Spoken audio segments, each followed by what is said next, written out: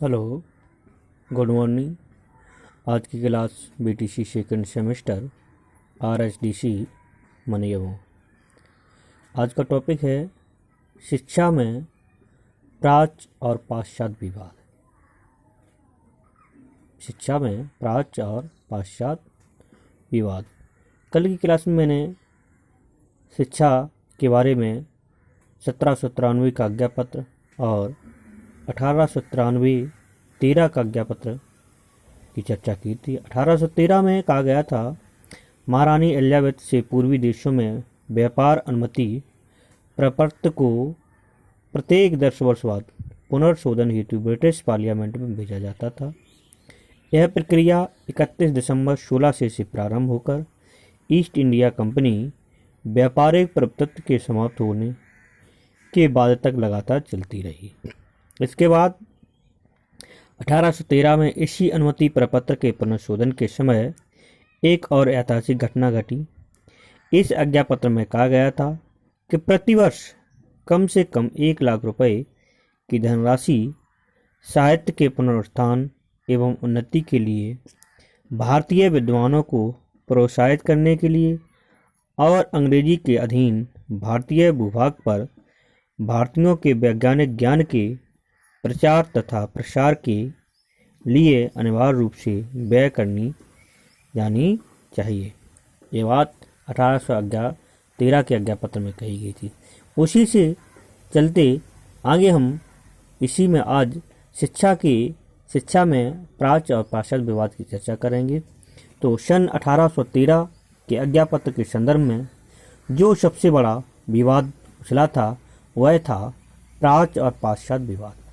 कहने का मतलब अंग्रेजी शासन में 2 गुट हो गए थे। एक था गुट अंग्रेजी शिक्षा को लागू करने वाला और एक गुट था जो अंग्रेजी शिक्षा के विरोध में था।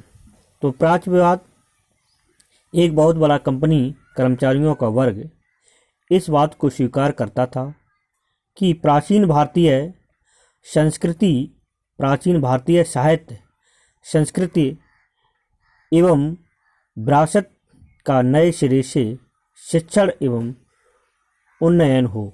कहने का मतलब जो प्राच्य समूह था वह चाहता था कि एक बहुत बड़ा कंपनी कर्मचारियों का वर्ग इस बात को स्वीकार करता था कि प्राचीन भारतीय साहित्य, संस्कृति एवं विरासत का नए सिरे से शिक्षण एवं उन्नयन हो, जिससे प्राचीन भारतीय संस्कृति को पुनर्जीवित किया जा सके, जिससे प्राचीन भारतीय संस्कृति को पुनर्जीवित किया जा सके। इन्हीं लोगों के वर्ग को प्राच्यवादी वर्ग कहा गया। इस दल का नेतृत्व बंगाल के प्रसिद्ध शिक्षा सचिव, जो इस दल का नेतृत्व किया था वो बंगाल के प्रसिद्ध शिक्षा सचिव एस.टी. प्रिंसेप ने किया था। शिक्षा समिति के मंत्री उस समय जो थे, जब उस समय शिक्षा समिति के मंत्री थे, वो एच.एल. विल्सन भी उनको सहयोग प्रदान कर रहे थे। आज शिक्षा सचिव के जो यह शिक्षा समिति के मंत्री हैं, जो आज भारत सरकार के शिक्षा मंत्री जो डॉक्टर रमेश पोखरिया जी हैं, जिन पर एचआरडी मिनिस्टर, जिसे मानव संसाधन विकास मंत्रालय कहा जाता है, तो आज वर्तमान में ये, उस समय एच.एल. विल्सन भी उनको महत्वपूर्ण, उस समय जो थे वो एच.एल. विल्सन थे। इसके बाद एक हो गया, दूसरा है प्राच्यवादी दूसरा विरोधी दल था जो कि प्राच्यवादियों के सिद्धांतों एवं मान्यताओं को नकारता था। जो प्राच्यवादियों का सिद्धांत थे, मान्यताएं थी, उनको नकारता था, कहता था कि नहीं, ये नहीं होगा, उनके विरोध था। इस दल में सभी नवयुवक अंग्रेज अधिकारी थे जो भाषा संस्कृति में गर्व का अनुभव करते थे, जो अपनी भाषा और संस्कृति में गर्व का अनुभव करते थे। वे प्राच्य भारतीय संस्कृति को हीन भावना से देखते थे और हमारी भारत मातृभाषा, हमारी भारत की संस्कृति, पहनावा, देश व्यापी जो भी गतिविधियाँ थीं भारत में, जो आज भी हैं, हमारी पुरानी संस्कृति है। आज हम अपनी संस्कृति को भूल कर वेस्टर्न संस्कृति को अपना रहे हैं।